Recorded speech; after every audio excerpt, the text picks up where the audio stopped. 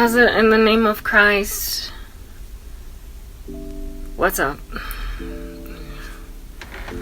Okay. Karabo. I think that's clear. I hope you're good. I hope you're peachy. I hope you're Stella. And I hope you're in a neat little bunch. If you're not... okay.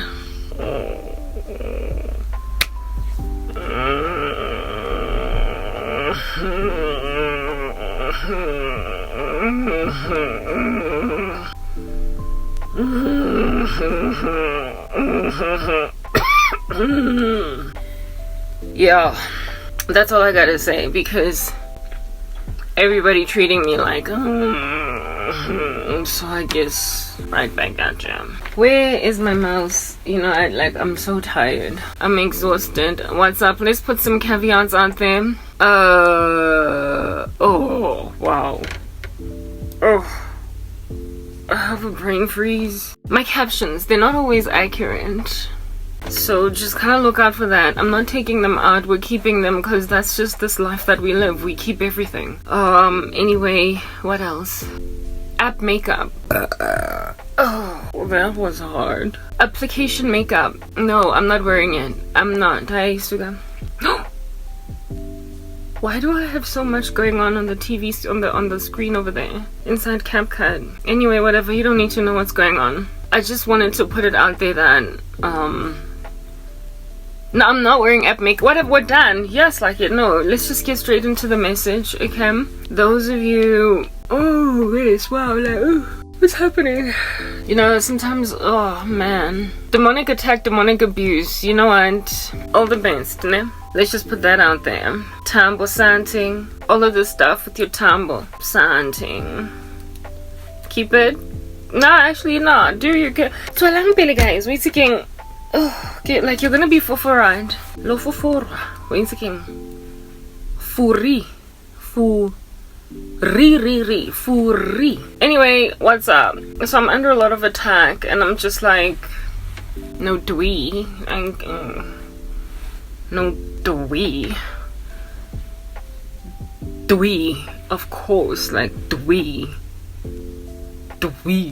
you know, it's all they can do, just attack and just feel like dwee, no dwee, yeah, no dwee, y'all, you know what, guys, baba tla go ntsha dipesi. Okay, you know what, let's talk. No, let's not talk. Ooh wee.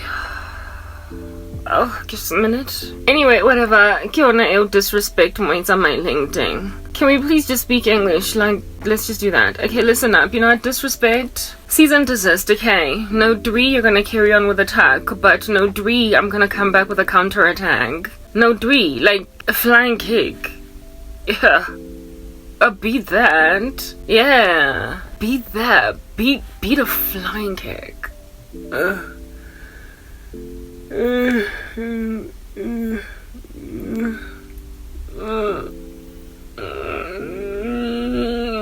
A beat a flying kick. Yeah, because that's what I come back with all the time. Okay? The we. Okay, guys, you know what? All of these attacks.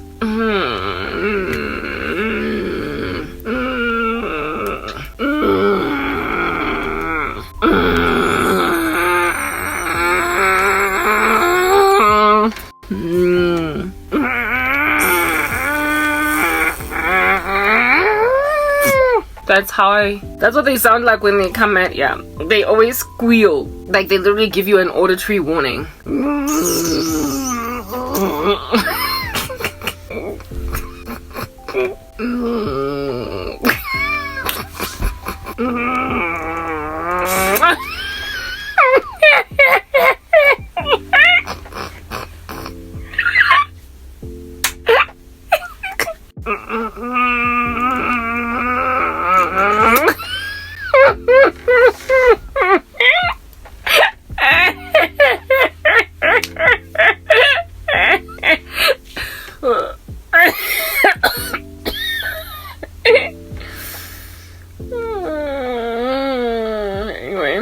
They always come with an auditory warning, and the sound is just so squeaky, like it's just so nasty, and I can't help but miss it. But notice it, sorry, and then like, you know, boom. Hey, ooh, pancake, ooh.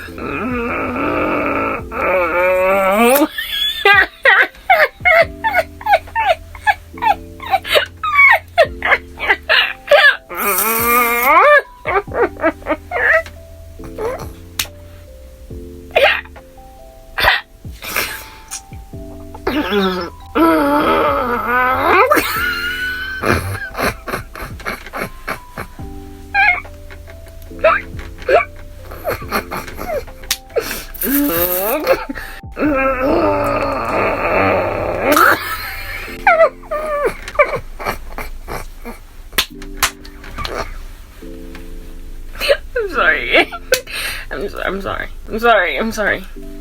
sorry. Like, I'm sorry.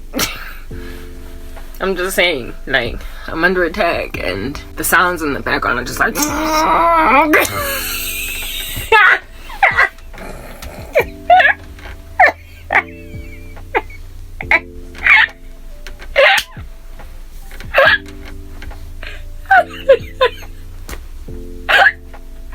hard to ignore that.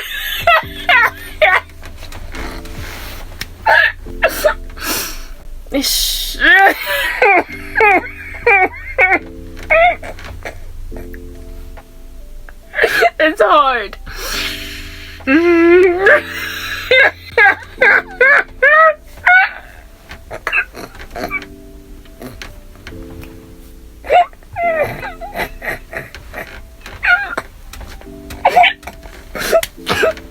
I'm sorry.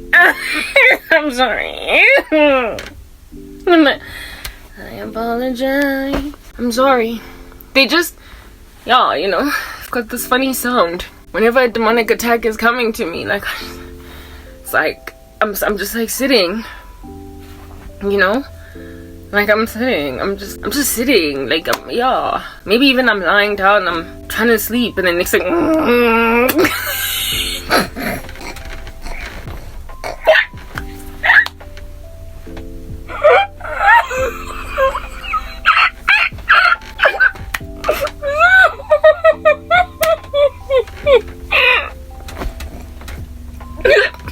I'm sorry. You know what? We need to be more serious in life, because this is a very serious matter. It's a serious matter, and there's like no time for jokes. It's so serious. Like, wow, there's even a helicopter coming to the rescue. Like, it's serious, guys. It's serious like a heart attack. So please don't play games. Don't play. No, don't play. Don't you dare. Because if you don't just sit around all sad and serious and just like really thoughtful, it's gonna come at you guys. Like,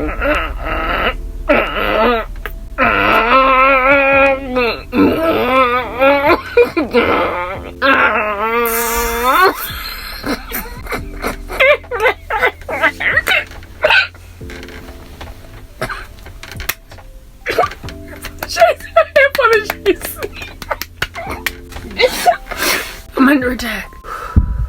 And I should be serious, you know? Because if I'm not serious, like, I'm in danger. I'm in danger. I'm in danger. I'm in danger, guys. Danger.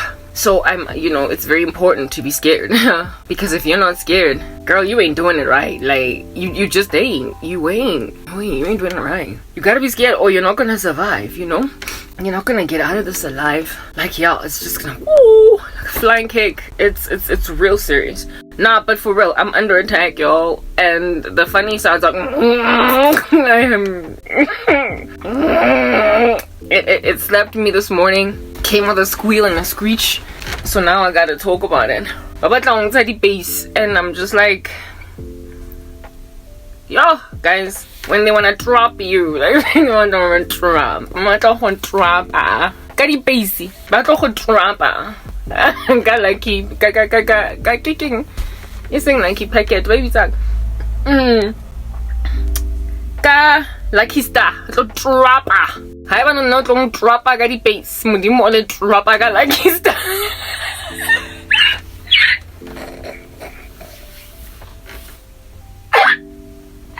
You will remember. Fantuka, the days of Uksogol, Uksutler, Azumtomyam. You will remember Shem. Along Trappa, Luna Trapwa. Anyway, let's just get straight into this, right? I apologize. I took like 12 minutes just describing how a demonic attack comes at me. And I come back at it with a flying kick, and this is my flying kick. You want to make me cover your lives, and you're freaking me out to the edge of my seat. Is that it? Because you know that's how you sound when you come into a room. Okay.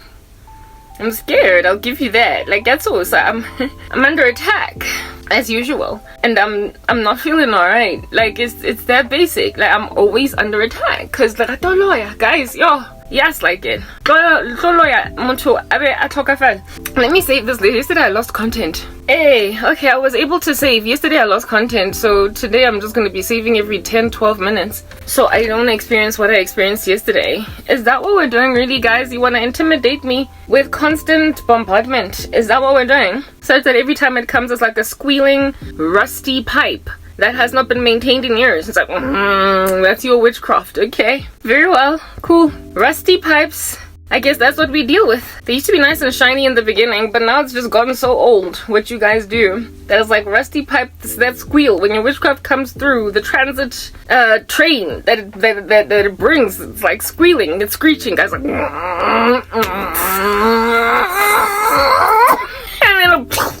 it bursts through the pipe and lands on my feet. It lands on my forehead, making it even bigger. Yeah, that's how your witchcraft lands on me these days. And I'm just like, yes, and I don't know. Like, this is my response to that.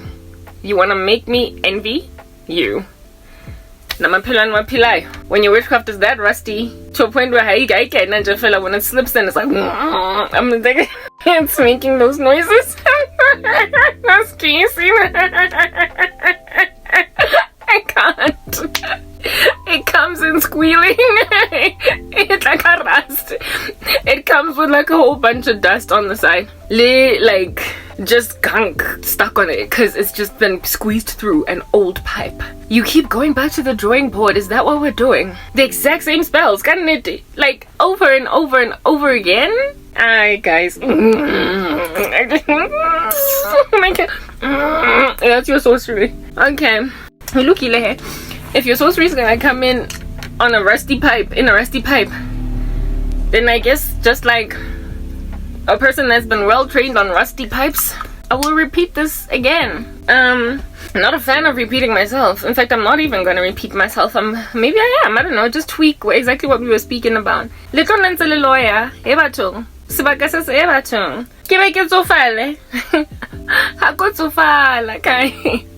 I'm not getting old. I'm not gonna get old. I'm gonna get home.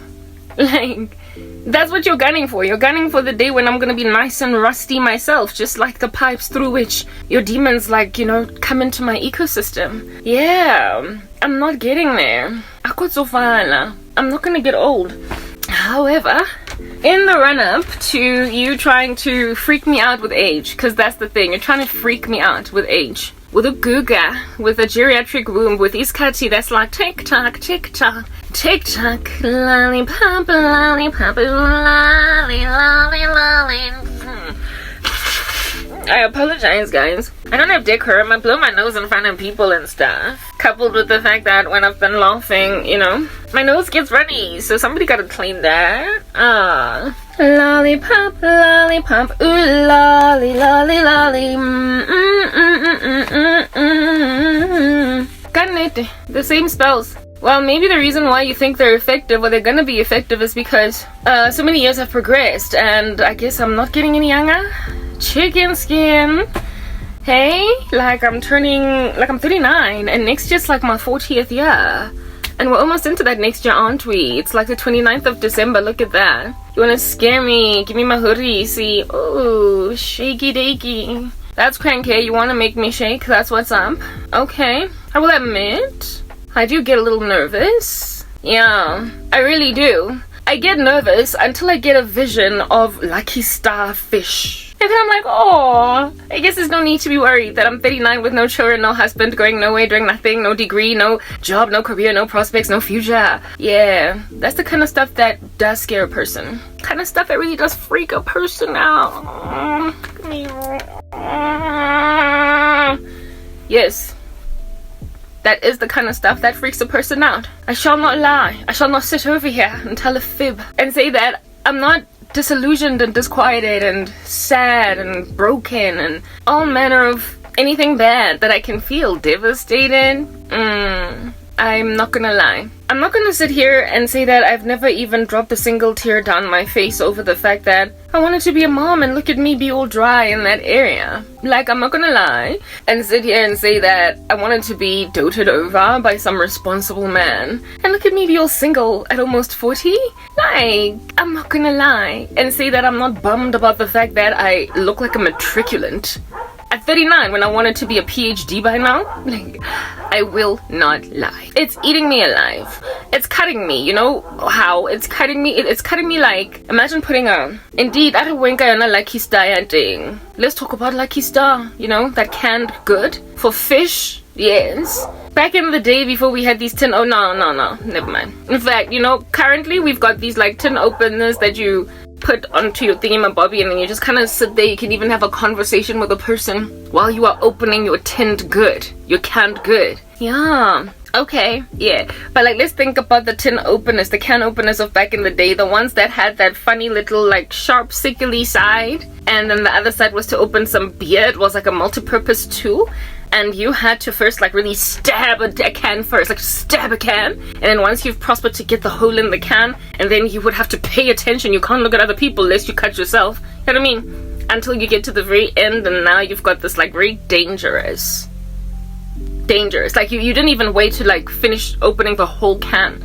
just up until a certain point, and then you would lift it with like a spoon, or if you're feeling brave, with your finger. Remember how you used to open cans back in the day? Now imagine grabbing that thing that was opened with la pajualo. Yes. Yeah. And then just grabbing that and cutting yourself with it. By mistake or on purpose because you're suicidal or whatever. Yeah, whatever it is that all of that loss of life does to my heart is cut me as with can top that has been opened with an old school can opener. An old school can opener. Just butlapa, rough, just not sharp, not sharp, but like not neat sharp, right? Not like a blade, but like it's all rigid, rugged at the end, and so it hurts even more. Top of that, it's got rust on it, so it could poison the blood.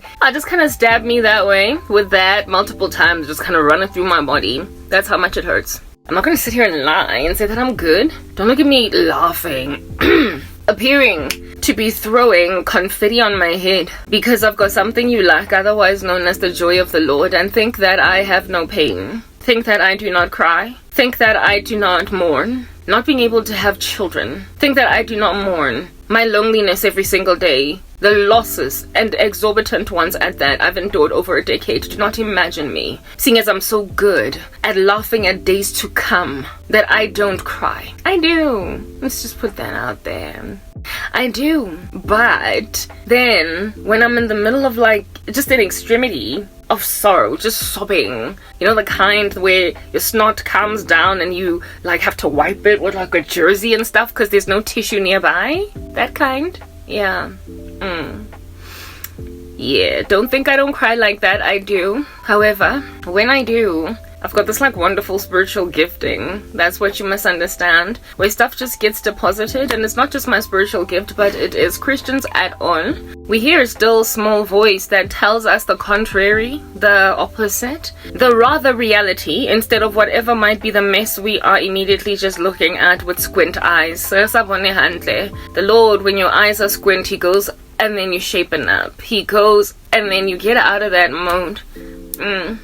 Yeah, I get poured into understanding as to what's rather happening instead of what I'm seeing. And so because I've got that benefit of the doubt, like Elisha telling his servant, those who are with us are more numerous than those who are with them, I panic for like all of 5 seconds. And then I snap out of it. But I will give you this much. For the season when I'm panicking because of your rusty demonic attack, it feels like a millennia. Yeah, when I'm crying, it's like 10 whole years, 50 years, 10,000. And so I tend to pay attention to it a lot more than that one little fragment of hope that was awarded me that gave me peace eventually.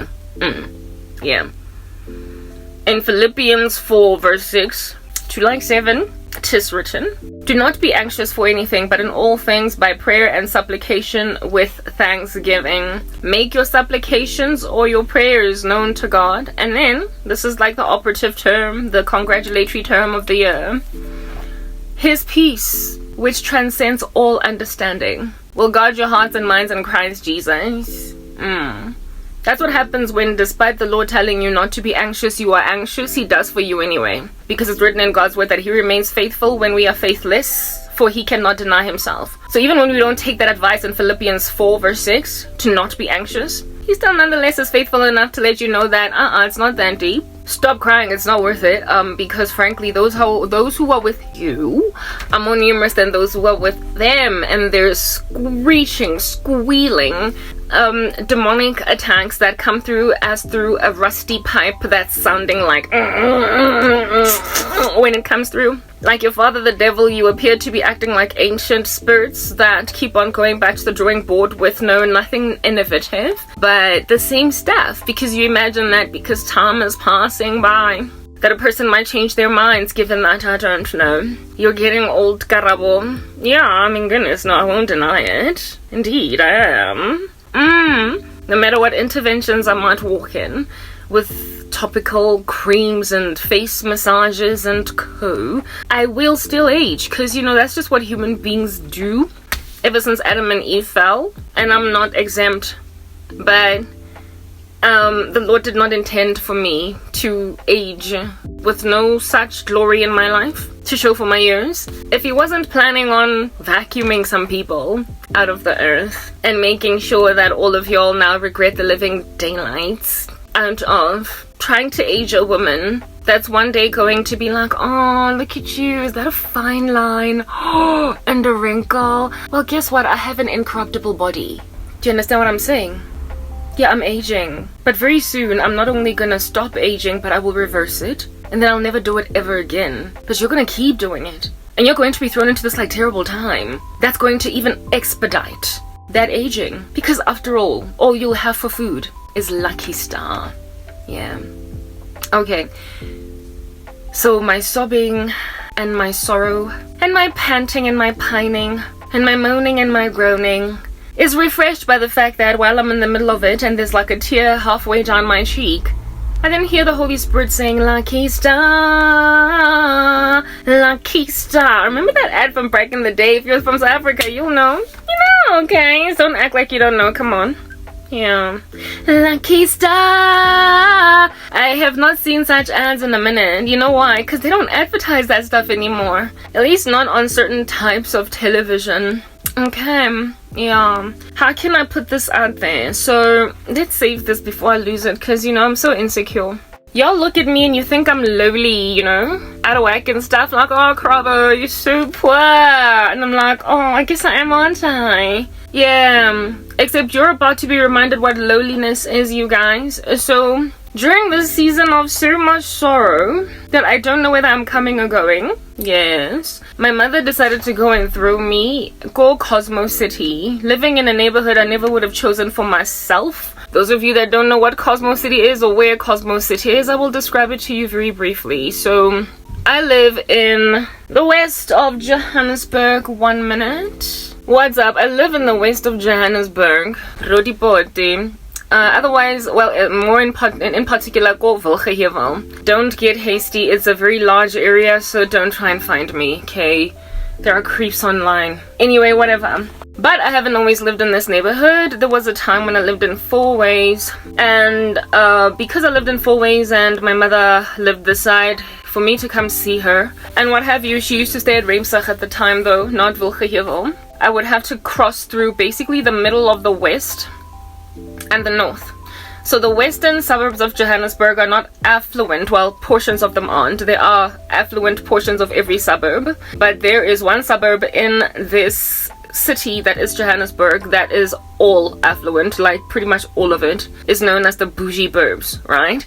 So there are, like I said, affluent parts of the West. Like when you go up there, go Maldusdrift and what have you, Pine Haven and what have you, it gets affluent, but it's pretty middle class. Most of Roodepoort, most of Wilgehevel, Waltervreden Park, blah blah, etc. And my mom lives in the regular middle class joint. That's what's up. However, where it is that I was staying when I had an apartment, it was an upmarket neighborhood in the north of Johannesburg, which most of it, if not all of it, is pretty affluent, unless you are in the gassies of the north, like Alexandra, or whatever. But I'm speaking here about suburbia, not the hood. All of suburbia of the north is affluent, however, not all suburbia of all other suburbs of Johannesburg are. So the northern suburbs of Joburg are basically just well known for hosting the wealthiest of the city. Maybe even the country. Yeah, very well. On the run up, on the way to the north of Johannesburg, you gotta drive through the northwest. You gotta drive through amper affluence. So there's middle class, and then there's upper middle class, and then there's like wealthy. Alright, that's what's good. And the drive to go to the north of Johannesburg, it follows that trajectory. So as you go towards the north of Joburg, you will hit the beginning of the northern suburbs, which are upper middle class, like North Riding and all that jazz, North Cliff, Ballet, blah blah. There are some affluent areas in that joint, but they're largely upper middle class instead of just affluent. That's it. Yeah. However, there is this like oddball thing that happened, where it is that in an upper middle class neighborhood, they made a decision to just build a black neighborhood that is not upper middle class. Maybe you can call it middle class, but it's definitely lower middle class. It's a gassi, it's a hood, it's a ghetto, and stuff like that just easily gets done in South Africa, where you will build a ghetto right next to like Hard Knock suburbia. That's why South Africa is called the most unequal country in the world. It is because you can literally have next door neighbors and who one is filthy rich and the other is just barely scraping by. It happens all the time. I made mention of Alexandra. Get dra or da, it doesn't matter. I cannot dabba at this point about anything South Africa, okay? I'm just giving explanations here. Yeah, Alex is separated by nothing but a highway from the most affluent suburb in, suburb 2, but like metropolitan industrial complex basically in South Africa, never mind, Johannesburg. The most affluent neighborhood in South Africa is right next door to some pretty debilitated gassi, otherwise known as a ghetto. Yeah, South Africa does that. It's weird like that. It's like rain followed thundering storms followed very shortly afterwards by just this beautiful terrain, sun. We are speaking potholes in roads and gravel followed by, tar, just next door. That's my country, and it's run, unfortunately, by a black government that has just allowed that to happen. And the people that tend to inhabit these not so seemly neighborhoods are black, strangely, while we have like a black government. Anyway, whatever, I'm not about to get into the politics of that. I'm making another point, okay? Yeah, so that whole phenomenon with Alex and Sandton just being right next to each other, you can then trust that happens literally just about everywhere in South Africa. It's like developers in this land don't have tact. Developers in this land, like real estate people, did they even go to architecture school? Did they? I need to know. Anyway, whatever. Like, if you really want to, like, basically throw the market value of a particular neighborhood out of the window, you will risk a civil war right next door by creating hard knock substandard standards of living next door to some pretty opulent prominence in like a person that's literally like a good meter away from you. Stuff like that happens in this funny land. Yeah. And so we're like 2 seconds away from a most prolific civil war, but they don't really see that, do they? But by the time that comes, I'm not going to be here, so I guess it's all good in the hood. Hallelujah. Yeah. That whole architectural flaw, you would imagine, you would anticipate, that's what's good. Yeah. That they would make that silly little mistake perhaps like once, or maybe twice, or maybe like 3 times, but please not more than that. Okay? Yeah, you would think so about the silly country that is South Africa. But it just happens so commonly that it's like, but when are you ever gonna learn your lesson? Don't nobody understand what is going on with that. There's Alex, and then there's Santon, like I said. Well, they built like a whole ghetto right next door to like upmarket or upper middle class suburbia, and expect that black people who have been super impoverished and whose lives have been made really hard are then not going to, you know, just walk to where it is that they're going to burgle. Just walk to where it is that they're going to break into houses. Like, that's gonna happen. They're going to just walk right over the highway instead of disincentivizing them from, I guess, committing such crimes as those by creating a big enough distance between them and their victims. Like, I don't know what in the world is going on. So you put people in a great deal of poverty, and then afterwards you put them next door to people who are living in a great deal of opulence. I just feel as if though on that day you're creating a little bit of a rich man versus Lazarus, right? Scenario where black people are going to be eating scraps of bread from the floor of, well, basically suburbia that has all different kinds of South Africans in it, not just white people, and they're going to be eating the scraps from that floor. Okay, just like Lazarus eating the scraps of the rich man. But if Lazarus is not righteous, like the Lazarus in the Bible, he is going to ultimately get really vus. He's going to get very angry. He's going to become all uncomfy. Yeah, with his state, especially considering he's in such close proximity to this rich bugger. And then, you know, brew up a little bit of a uprising yana, whatever you want to call it. And then next thing, there has been a whole breaking past what you would imagine a fence, but it's kind of invisible. And then there is like a whole spike in crime in an affluent neighborhood. Yeah. Well, most people aren't righteous, y'all. The road that leads to life is narrow and few people find it, so not everybody's mature enough to just eat scraps from the rich man's bread, from the rich man's table. That's what you guys need to understand, right? Yeah, so we get crime. We get crime manufactured because South Africa made a decision to build rich people right next to poor people houses. They did that. And something of this nature happened, well, it is indeed still presently happening in this one Kasi that I know of. It's more like, it's like, you know, a bit of a Soweto. Like, it's not poor, but it's poorer than Ballet, than North Riding. You get my point. Yeah. The call center agents stuck with MTN live there because it's near, instead of them actually getting an apartment in Northcliffe, North Riding, etc. That's what's good. They went and built this one town called Cosmo City.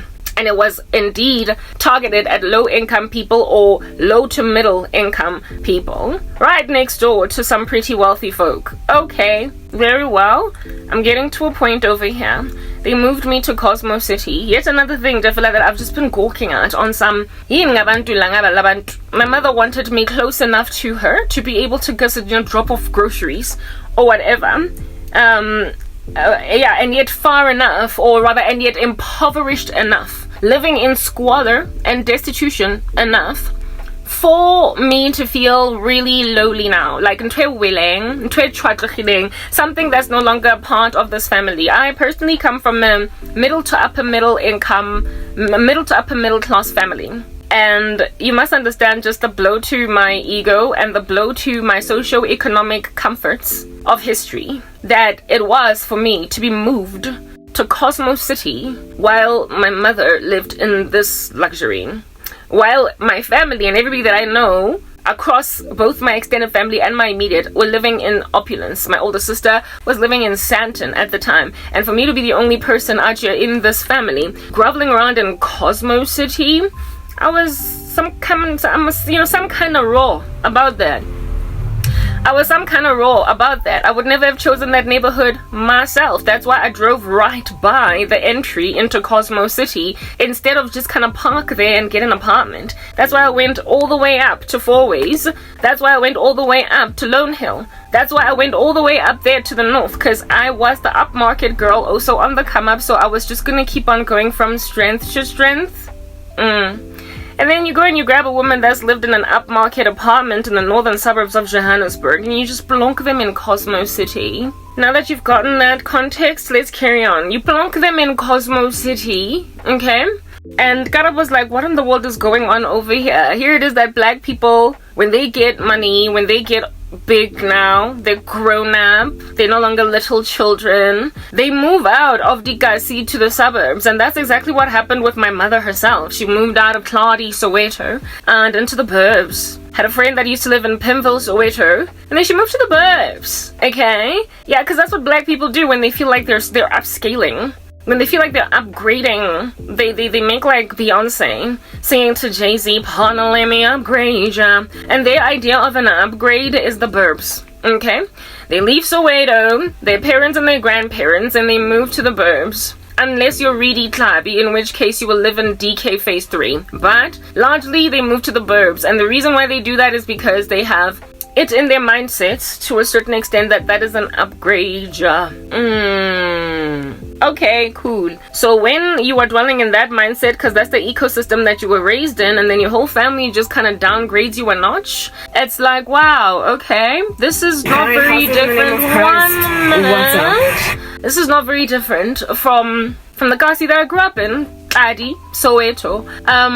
But like, we did get out of there like what, a good like over a decade ago, and it is indeed considered an upgrade for us to have moved from Soweto to the burbs. And I got used to the lifestyle of the burbs, the quietness, busy go Soweto, y'all know that, all that jazz. And then you go and you take a person that has spent more than half her life living in the suburbs. We moved out of Soweto when I was not even like 10 yet. I wasn't even 10. I was under the age of 10. So I lived most of my life in the burbs. So basically 2 decades by then. I'd only ever known basically gentrified living. Yeah. Gentrified living, that's how it is that I grew up. And then this woman puts me back in the Kasi. Okay. Puts me back in the Kasi. Is it problematic to be back in the Kasi? No, I'm actually making a point. If you love your Soweto, do you?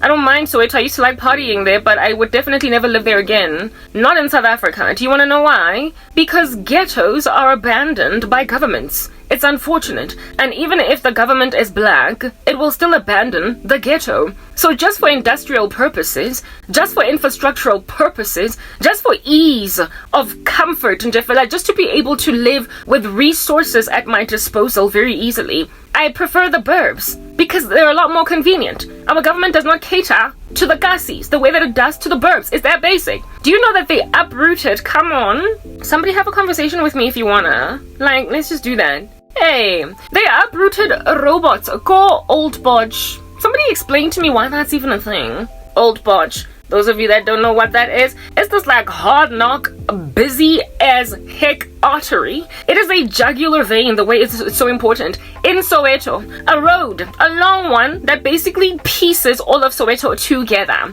It is the artery, the main artery that feeds Soweto. Yeah, it's called Old Potchefstroom Road. They uprooted robots on Old Botch in certain parts and put roundabouts there. So they did not have to deal with maintaining these robots so very much. It's better if you just paint a yield sign over here and put a roundabout over there, and these people are just going to have to do a 4-way stop instead of it be a robot. And seeing as it's like the jugular vein of Soweto, you can imagine the traffic during the week, on weekends, at night, during the day, doesn't matter. It's just super busy, mind you. One of the biggest, largest, most prolific hospitals in South Africa is on Old Botch, called Baragwanath. And despite that being a thing, they still insisted on uprooting certain robots on that road, so they won't have to maintain them. That was our government's decision. So basically it just means medical responders going all the way to Protea, taking some people to Bara, can't. on time. So they die en route or they get dealt with by paramedics instead of actual doctors for much longer than is absolutely necessary because, I mean, an ambulance, if at all it is stuck, it is stuck, it is stuck. Our taxis are always driving in yellow lanes, meaning that if ambulances are driving in the yellow lane, the taxi's like in front of them and so they're going to be slowed down. So basically, black lives don't really matter in this country. Black lives don't matter in South Africa to a point where you will grab the jugular vein of Soweto, one of the biggest ghettos in this country, if not the biggest. That's what's good. Yeah, if you're gonna go on right ahead and uproot robots over there, you might as well just kill black people that need to go to the only public hospital on that stretch of road, because everywhere else it's a private joint like Lesedi Clinic or whatever.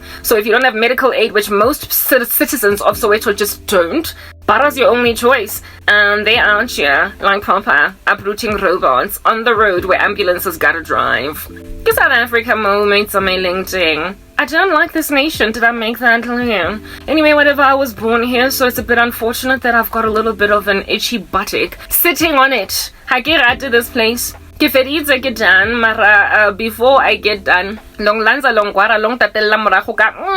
squealing pipes of demonic attack while your country's just falling apart at the seams like that. Okay, very well, let's move on. That was just something, a bit of a digression that I did over there to help you understand what happens in black neighborhoods. Don't nobody care. Don't nobody care, not even black people. So your government was like, okay, well, since they don't care about the charter, we are going to uproot the robot because really every single 2 weeks we have to go there because somebody have an accident. Somebody went and robbed a copper cable. Somebody, I don't care, they have to get to work fine. Let them wake up 2 hours early, man. Remove 20 robots on old parts and just give them roundabouts so they will always stop.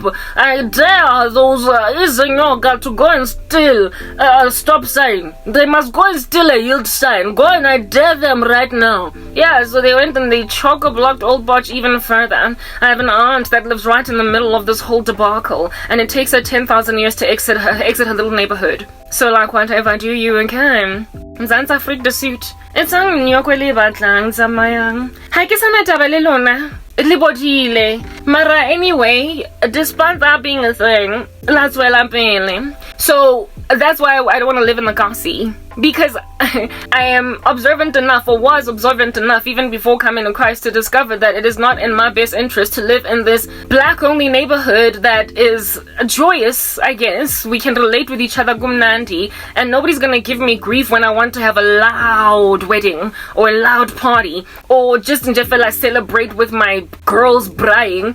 Until 3 a.m. on a neighbor that's gonna be like, Maponisa, please, Moroka police station, come, hey, when you go to the burbs, you gotta just deal with stuff like that. People are out here calling the popo on you because it's loud. Like, couldn't you just knock on my door? Anyway, whatever. Yeah.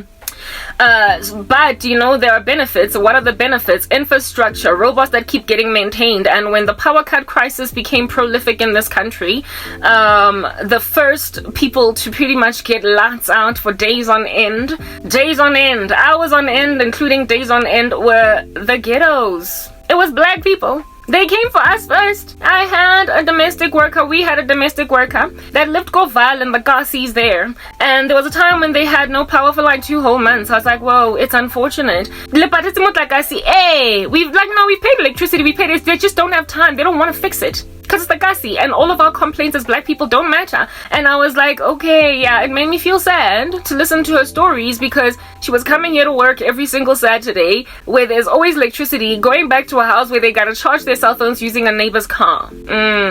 That's what's good. Warm food, they have to warm it for the day, they have to cook just enough for the day, can't put stuff in refrigerators, so they bought TVs for nothing, bought fridges for nothing, but yeah, all that jazz. Yeah, that's what's going on in this like strange country. So because that's what's happening, South Africa is now called the most unequal country in the world, and the government feels like that's not got anything to do with them. Afrique du Sud. Well, I mean, really, when a child is rotten, I'm doing edits over there. The first thing you should just go and look at really is the parents. And the South African parent set are the government. I guess Your ANC done made you rotten, done made you classist, like you are black people, strangely all defeatist against other black people because your government was the first one to do it. The South African black government was the first ones to not give a rat's behind about black people. So black folk are now out here just doing their daddy's bidding. Like what? Like father like son, like father like daughter, like mama like son, like mama like daughter. Your mama being a lady pandemonium, so of course you gonna hate Israel. Know what I'm saying? Anyway, whatever. That's what you about South Africa. So look bola look, I'm just like I said, nye grand. Kodwa before kuqedwa ngalo grand look, I'm gonna finish the story sam ngoba nginazo eziningi lezi story and niyozilalela ever. You're gonna listen. Lo mamela my life thing. Why? Because ke tribulation e jwanong and had no choice. Jaka haleja lucky star. Mamelang ne. I don't want to live in the widow, not because I'm a snob, but because it's just not comfortable there. Okay, it's not comfortable. It's just not. Even if you were to get solar panels, you are just going to be dealing with a chock-a-block yeah, go old botch. I guess bye. Lanzo udula go deep lufu botlhoko. Ana ntho e seng botlhoko ko Soweto. Wa nkutla. At least only go deep lufu chup like unokwacha. You quickly just get on the highway. Mara laba ba se protea clan shem nyanswel. Kalutlela bongwana. Ninja ngwana. Hey, that's why Soweto ile monate so mara ho botlhoko. Unless o shapa ka 2 series ha o tlo tseba ho tswa mo Soweto tle. Have you seen strata se leza go Dobsonville sele? Yeah. I know grandma life thing. Keshapo. Wait again get grand. To this day there are still no street lights to illuminate you little one of the life thing. When I railway track, eka go tumpang kolo ya gago cause ha bona re dintshang mo. Mara ha hona mabona. Tshwantse ke lo bona jwang. When you drive, got the blasting lights. Kaka, what do you call those things? You know, my bright. When you drive, my bright. The oncoming car's gonna be like beep beep, and basically like flash you and got you whisper on the street, and that's just gonna keep happening because there's always gonna be oncoming traffic coming this way, traffic going that way. So you can't drive the brights. If you can't drive so I guess you must just take me straight the car accident. It is what it is. I was just driving there like Miss Daisy and I felt a feeling of foreboding just wash over me and I couldn't even switch on a light to see what was going on, so I just kind of went through it hoping to survive, and now look at me, Miss Daisy, I'm in heaven. I have to account to Jesus as to how I entered here. Lord, it's because I was driving on Dobsonville Road and I could not switch on my lights. That's South Africa. Okay. The black government ayisbayi iskeleme sabantu abamnyama, and so safa policies wasimnyama hosafa, and so isizwe simnyama makes a decision to like remain defeatist and just kind of bash each other in, club one another on the head. Do you understand what I'm saying, you guys? Yeah, they just club each other because they're being clubbed by the government. So I guess as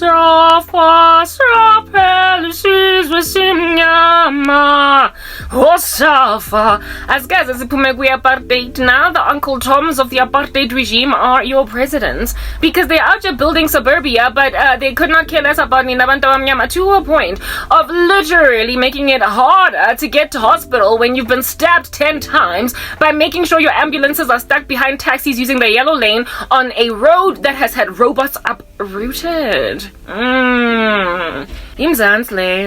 That's your South Africa, that's your Africa, so dancing. You're South Africa, and I don't like South Africa, not like this country. I like it, but I don't. I feel like I want to be a patriot, but it's rough to be a patriot because really, how you gonna be patriotic for a country that's so defeatist against their own people? Does not care about a single person. So why must I care if no one else cares? Why am I the only one in the room here given a responsibility to care? I can't care by myself, it's too much of a burden. So I'm just gonna leave. I'm gonna make like Tyler and go give people water, make them lose their breath, give them and go walk around in America until eventually Babylon gets bombed. Yeah, yes in, save.